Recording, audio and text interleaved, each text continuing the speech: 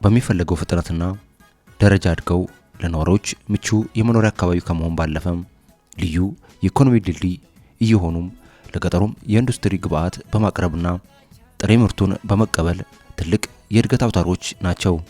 የዲላ ከተማ አስተዳደር ባላት መጠነ ሰፊ የልማት ፍላጎት የቱሪዝም የኢንዱስትሪና ለነዋሪነት አመቺ ከተማ የማድረጉ ስራም እየተካሄደ ይገኛል።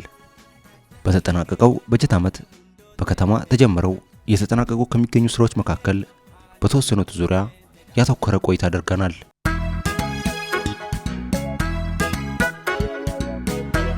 ከተማ አስተዳደሩ የማህበረሰቡን የመኖሪያ ቤት ችግር ለመፍታት የጋራ መኖሪያ ቤቶችን ግንባታን በማከናወንና የከተማ ኮሪደር ልማትን አሰራሮችን ተግባራዊ እያደረገም ይገኛል። ከተማ አስተዳደሩም የመልካም አስተዳደር ችግሮችን ለመፍታትና የህብረተሰቡን የቤት ጥያቄ ለመመለስ በፌደራል መንግስት የተጀመረውን በከተሞች የጭቃ ቤት ግንባታ የመቀነስ ስራም ተግባራዊ ለማድረግ ቤት ገንብቶ ለማህበረሰቡ ለማስረከብ በመጠባበቅ ላይ ይገኛል። የቤቶችን ልማትን በተመለከተ ነው። 70 ቤት በ70 ቀን ውስጥ ብለን ባስቀመጥነው መሪ መሰረት 70 ቤቶችን በአንድ አካባቢ ላይ በመገንባት ከ70 ሚሊዮን ብር በላይ በወጣ ወጪ ግንባታውን በማከናወን ከተማ ላይ ያለውን የቤትን ችግር የመኖሪያ ቤትን ችግር ለመቅረፍ እየተሰራ ያለው ነው ማለት ነው። ይሄ ተሰርቶ የተጠናቀቀ ነው። በእርግጥ በአሁኑ በኦዳያ አ በሚባለው ቀበሌ ላይ የአንድ መንደር ወይም ደግሞ ልክ ድሮ 70 ቁጠባ እንደሚባለው 60 ቁጠባ ማለት በሚቻል ደረጃ በአንድ ቦታ በርካታ ቤቶች ሰርተው ለዜጎች ተደራሽ የተደረገ የመጀመሪያ ነው። ስለዚህ ይሄ ፕሮጀክት ክቡር ጠቅላይ ሚኒስትራችን በተለይም በጉባ ፕሮጀክት ይፋ ሲያደርጉ በሀገር ደረጃ የቤትን ፕሮጀክት ላውንች አድርጎ ነበርና የሳቸውን ፕሮጀክት በአካባቢያችንና በከተማችን ነዋራዊና ተጨባጭ ሁኔታ በርካታ የዜጎች የቤት ችግር ስላለ ይህንን መኖሪያ ችግር ላለባቸውና ለማህበራዊ ችግር ለተጋለጡ ዜጎች የሚያገኙበትና ይህንኑ ችግር በጊዜ ሂደት እየቀረፍን ለመሄድ የኛ ፕሮጀክት ትልቅ አስተዋጽኦ ያበረክታል ብለን የምናስበው ነው። በተለይ የቆዩ እና ዘመናትን ያስቆጠሩ የልማትና የመልካም አስተዳደር ጥያቄዎች ምላሽ ማግኘት አለባቸው ብለን ሰፊ ርብርብ እያደረግን እንገኛለን። ከነዛ ጥያቄዎች አንዱ የቤት ጥያቄ ነው። በከተማችን በቁጥር እስከ 3000 የሚሆኑ ዜጎች ተመዝግበው የቤት ጥያቄ በማቅረብ ጊዜውን እየጠበቀ ያለበት አግባብ እንዳለ ማየት ይቻላል ማለት ነው። ይሄ ችግር ሲሪየስ ችግር ነው። በጣም ትልቅ ችግር ነው በከተሞች ላይ። ይህንን ችግር ለመፍታት ሀገራዊ የጠቅላይ ሚኒስትሩን ኢኒሼቲቭ መነሻ አድርገን ወደ ስራ የገባንበት አግባብ አለ ማለት ነው። ሶስተኛ ደረጃ ያለው ፕሮጀክት የማህበረሰብ መድን ወይም ደግሞ ማህበረሰብ የፓብሊክ ፋርማሲ የምንለው የማህበረሰብ መድኃኒት ቤት የክልላችን ክቡር ፕሬዚደንት ላውንች ያደረጉት ኢኒሼቲቭ ነው። የእሳቸው ኢኒሼቲቭ ነው። ይሄኛው ኢኒሼቲቭ በከተማችን ከዚህ ቀደምም የማህበረሰብ መድኃኒት ቤትን ዜጎች ተመጣጣኝ በሆነ ገንዘብ መድኃኒት የሚያገኙበትና የመድኃኒትን እጥረት ለማስቀረትና አቅርቦት ላይ ያለውን ውስንነትን ለመፍታት የሚያስችል ስራ ሰርተናል። በከተሞች የጭቃ ቤቶች የመቀነስ ኢኒሼቲቭ እውን ለማድረግና ግቡን ለማሳካት ታስቦ ቤት መገንባቱን የገለጹ ሲሆን መሰረተ ልማቶችም እየተሟሉ ይገኛሉ። ከተማችን ውስጥ የጀመርናቸው የ70 ቁጠባ ቤቶች ጉዳይ ለህዝባችን በገባነው ቃል መሰረት በከተማ ደረጃ የመጀመሪያ የሆነ የማስ የቤት ግንባታ አገልግሎት ነው። በማዘጋጃ ቤት አገልግሎት በኩል የተገነቡ ናቸው። የክቡር ጠቅላይ ሚኒስትራችን የመንግስታችን አቅጣጫ የሆነውን ከጭቃ ነፃ የሆኑ ቤቶች መገንባት ፕሮጀክት አንድ አካል ነው። ስለዚህ ይሄ የአንድ እንደ ሀገር የታቀደ የቤት ልማት ኢኒሼቲቭ ኮምፖነንት ነው። ደረጃቸውን የጠበቁ የአረንጓዴ ቤቶች፣ የመብራት፣ የውሃ፣ የሽንት ቤት እያንዳንዳቸው ቤቶች ያሏቸው ስማርት ቤቶች አንድ ሰው መካከለኛ ገቢ ያለው ሰው ሊኖርበት የሚችልበትን ፋሲሊቲ ያላቸው ናቸው። የተሰሩትም በመካከለኛና ዝቅተኛ ገቢ ደረጃ ላላቸው የከተማችን ነዋሪዎች ነው ማለት ነው። የመንግስት አገልግሎት አሰጣጥን በማዘመን መልካም አስተዳደር ችግሮችን በመፍታት የተገልጋዩን እርካታ ለማሳደግና ተጠቃሚነቱን ለማረጋገጥ ትኩረት ሰጥቶ ከሚሰራ ስራዎች መካከል መሶብ አንዱ ነው። መሶብ የአንድ ማዕከል አገልግሎት ዜጎች የተሟላ የዲጂታል አማራጮችን በመጠቀም የተለያዩ አገልግሎቶችን እንዲያገኙ በማገዝ ጊዜ፣ ገንዘብና ጉልበትን ከመቀነስ ረገድ ከፍተኛ ሚና እንደሚኖረውም አመላክተዋል። ዲላ መሶብ እንደ ማዕከል አገልግሎት የክብር ጠቅላይ ሚኒስትራችን ኢኒሼቲቭ ነው። ይህንን ኢኒሼቲቭ በክልል ደረጃ ከክቡር ርዕሰ መስተዳድራችን በወረዱ አቅጣጫዎች ይህንን መሰረት ተደርገው በዲላ ከተማ ወደ ስራ ተገብቷል። 12 ተቋማትን እና 41 አገልግሎቶችን ነው የሚይዘው። እነዚህ 12 ተቋማት እና 41 አገልግሎቶች ዜጎች ከዚህ ቀደም በተበታተኑ የተቋማት ሁኔታ እየሰሩ የነበረውን የጊዜም የጉልበትን የሀብትን ወይንም ወጪ ሞጣውን የሚቀንሱበት ከዘመናዊ ቴክኖሎጂ ጋር ሰዎች የሚገናኙበት ነው የመሶብ ኢኒሼቲቭ። በዚህ መነሻ መሰረት ይህን ዓላማ ተደርጎ ወደ ግንባታ ሲገባ የዲላ ከተማ አስተዳደር ኢኒሼቲቭን ወደ ተግባር ማስገባት የከተማውን የልማት የመልካም አስተዳደርና ቀልጣፋ አገልግሎትን በአንድ ተቋም ውስጥ መስጠት ስለሆነ ከዚህ በላይ ለየትኛውም የሚቀድም ስራ እንደሌለ ትኩረት በማድረግ ከዋና ከንቲባችን ሀሳብ መነሻ በየደረጃ ወደ ስራ ገብተን በኮሚትመንት ለማስመረቅ ችለናል ማለት ነው።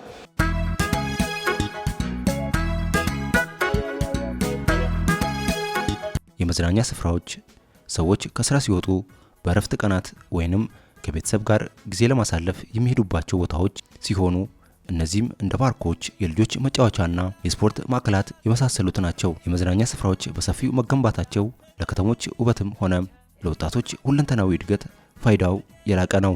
በከተማው የተገነቡ ያሉ የመዝናኛ ስፍራዎች በአካባቢው ለሚገኙ የማህበረሰብ ክፍሎች ከመዝናኛም ባለፈም የስራ ዕድል ከመፍጠር ረገድ ትልቅ ሚና ይጫወታሉ። የዲላ ከተማ ከንቲባ ዶክተር መስፍን ደምሴ ማሞ ኮልሞቻ መናፈሻም ከዚህ ቀደም የቆሻሻ መጣያ እንደነበር በማንሳት ህዝቡ እንዲለማ በጠየቀው መነሻም ቦታው የአካባቢውን ባህላዊ ይዘቱን በጠበቀ መልኩ መሰራቱን ጠቅሰው ከመናፈሻነት ባሻገር የቱሪዝም መዳረሻ ከማድረግ ረገድ ፋይዳው ከፍተኛ ነው ብለዋል። የዛ አንዱ አካል የሆነውና የዲላ ከተማን ገጽታ ሙሉ በሙሉ የሚቀይረው ኦፕን ስፔስ የዚህ አሁን ያለንበት ቦታ ላይ በተለየ መልኩ የተሰራው የማሞ ኮልሞቻ አደባባይ የቀድሞ ዲላ ማዞሪያ የሚባልበት ቦታ ላይ ያለው ፕሮጀክት የኮሪደር አካል ነው። ነገር ግን የመናፈሻ አገልግሎት መስጠት የሚችል ኦፕን ስፔስ ነው። ስለዚህ እዚህ ያለው ፕሮጀክት ከ60 ሚሊዮን ብር በላይ ወጪ ተደርጎ የተሰራ ፕሮጀክት እንኳን ቢሆን በውስጡ ግን ያሉት አጠቃላይ የኮሪደሩ ይዘት ከተማዋን ውብና ጽዱ ከማድረግም ባለፈ የገዶንም ባህል እሴት ዜጎች ወይም ደግሞ ትውልድ እንዲማርበትም አንዱ አሻራ ያረፈበት ነው ማለት ነው። ስለዚህ 7 ጎሳዎች ሾለባጤ፣ ሳሰባጤ ማለት እነማን ናቸው የሚለውን ከታላቅ እስከ ታናሽ በትክክል ትውልድ መጥቶ መማር የሚችልበት ከዛም አልፎ ከዚህ ቀደም የዲሞክራሲ ስርዓትን ኤክሰርሳይዝ በማድረግ ወይም ደግሞ ህዝቡን በመወከል ከማዕከላዊ መንግስት ጋር ግንኙነት በመፍጠር ለመጀመሪያ ጊዜ ትልቅ አስተዋጽኦ ያበረከቱ ባላምባራስ ማሞ ኮልሞቻ አደባባይ ነው። ማሞ ኮልሞቻ ምንድነው ያበረከቱት? ምንድነው ለዜጎች የዛን ሰዓት ላይ ለትውልዱ ያበረከቱት አስተዋጽኦ የሚለውን በትክክል ትምህርት መጥቶ ሊያገኙ የሚችሉበት እና ወጣቱም ሆነ ዱም አረጋውያን ጎልማሳውም መጥቶ የሚዝናናበት እረፍት የሚያደርግበት መጽሐፍ ሊያነብ የሚችልበት መቀመጫዎች፣ መዝናኛዎች እና የተለያዩ ሰርግ ሲኖር ዝግጅቶች ሲኖሩ እና ትላልቅ የሆኑ መድረኮችም ሲኖሩ ሰዎቹ መጥተው ማካሄድ የሚችሉበት ሁሉንም አስፈላጊ የሆኑ የመዝናኛ አካላትን የያዘ ልዩ የሆነ አደባባይ ነው ማለት ነው። ኢንጂነር ያሬድ ግዛው የማሞ ኮልሞቻ ፕሮጀክት ማናጀር ግንባታው በአጭር ጊዜ ተጀምሮ መጠናቀቁን ጠቅሰው ተጠናቆ ለአገልግሎት ክፍት ለማድረግ በዝግጅት ላይ መሆናቸውንም ተናግረዋል። የኮሪደር ልማት ጽንሰ ሐሳብ የተገነባውም በማሞ ኮልሞቻ መናፈሻ ውስጥ ወጣቱ ካልባሌ ቦታ ወጥቶ ራሱን የሚያዝናናበትና ከወዳጅ ጓደኞቹ ጋር አረፍ ብሎ የሚያወጉበት ምቾት የሚሰጥና ቀልብን የሚስብ መሆኑን አመላክተዋል። ስራው የተጀመረው በሚያዝያ ወር ነው። ፕሮጀክቱ 4 ወር ፈጅቷል። ኦልሬዲ አሁን የማጠናቀቅ የማስረከብና ፈንክሽናል መሆኑን ቼክ የማድረግ ስራ ደረጃ ላይ ደርሰናል። እንደምታዩ ያው የግሪን በኦፕን ስፔስ እንትን ጽንሰ ሀሳብ በኮሪደር ጽንሰ ሀሳብ የራሱን የቻለ የራሱ ፋውንቴን ግሪነሪ ኤሪያ እና ለአካባቢው ላይ ቁጭ ብሎ አንዳንዴም ከወጣቱ ካልባሌት በኋላ ከመዋል ይልቅ እዚህ መጥቶ መጽሐፍ የሚያነብበት ነገሮችን ሪክሬት የሚያደርግበትን ስፔስ ነው የተፈጠረው። ከዛ በተጓዳኝ ፓርኩ የራሱ የሆነ ሱቆች ይኖሩታል። ለባንክ የሚሆን አገልግሎትና ካፍቴሪያም እንዲሁም ካፌዎች ይኖራሉ፣ ስናክ ሃውሶች። ከዚህ ማለፈው ደግሞ አካባቢው ከጋብቻ ጋር በተገናኘ የፎቶ ፕሮግራሞች ቢኖሩ ለዛ የሚሆን የራሱ ስቴጅም አዘጋጅተናል። እሱ ላይ አንዳንድ ነገሮች ክፍተቶችን ከተማው ላይ ያሉ ውበት ዲላን በሚገልጽ መልኩ የተሰራ ነው ማለት። የዲላ ከተማ ነዋሪ አቶ መልካሙ ተፈራም አካባቢው ከዚህ ቀደም ዶሮ መሸጫና ቆሻሻ መጣያ እንደነበር በማንሳት አሁን ላይ መናፈሻ መሰራቱ የቱሪዝም ፍሰትን ከመጨመር ባሻገር የገቢ ምንጭ እንዲሆን ህብረተሰቡ የበኩሉን መወጣት አለበት ብለዋል። ይሄ አካባቢ ከዚህ ቀደም ዶሮ መሸጫ፣ ቆሻሻ መጣያ ቦታዎችና እንዲሁም የቀበሌ ቤቶች በብዛት የሚገኝበት ቦታ ነበር። እንደዛ አይነት ሁኔታ ላይ የነበረ ቦታ ነው። አሁን ላይ እንግዲህ መንግስት ባመጣው በዚህ ልማት መሰረት ቦታው አምሮበት ብዙ ህዝብ መጥቶ የሚዝናናበት ልጆች ከዚህ ቀደም ሄዶ የሚጫወቱበት የሚያርፉበት ቦታ አልነበረም። የከተማውንም ገጽታ የቀየረ በጥሩ ሁኔታ አሁን ለምቶ የሚታይበት ሁኔታ ነው ያለው። እንግዲህ ይሄ ቦታ እንደዚህ አምሮበት መገኘቱ የቱሪዝም ፍሰቱን ይጨምራል ብዬ ነው የሚያምነው። አቶ ያረጋል እሺቱም ሌላኛው የዲላ ከተማ ነዋሪ ሲሆኑ ከዚህ ቀደም ቦታው ደረጃቸውን ያልጠበቁ የቀበሌ ቤቶች እንደነበሩ በማንሳት ከተማ አስተዳደሩ ካፈረሰ በኋላም የቆሻሻ መጠራቀሚያና ለእይታ የማይጋብዝ እንደነበር ጠቅሰው በቦታው መናፈሻ መገንባቱ ከመዝናኛነት ባሻገር የከተማውን ውበትና ገጽታ እንደሚያሳምር አንስተው መናፈሻ ስፍራው በከተማው መሃል መሰራቱ ከከተማው ባሻገር ከአጎራባች ዞኖችና በከተማው ላሉ ማህበረሰቦች ከማዝናናት በላይም የኢንቨስትመንት ዘርፉን ጭምር እንደሚያሳድግ ገልጸዋል። የደረጃቸውን ያልጠበቁ ትንንሽ የቀበሌ ቤቶች ነበሩ። በታች በኩል ደግሞ የብርሃነ ገብርኤል ፋርማሲና የአንድነት ሆቴል የሚሉ የድሮ ቤቶች ነበሩ።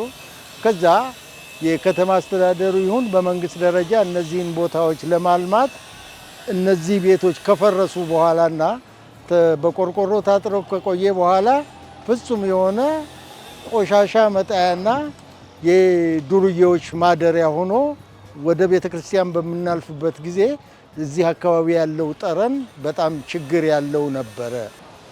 እውነት ለመናገር እኔ ዛሬ ነው እዚህ የገባሁት። ባየሁት ነገር በጣም ደስተኛ ነኝ።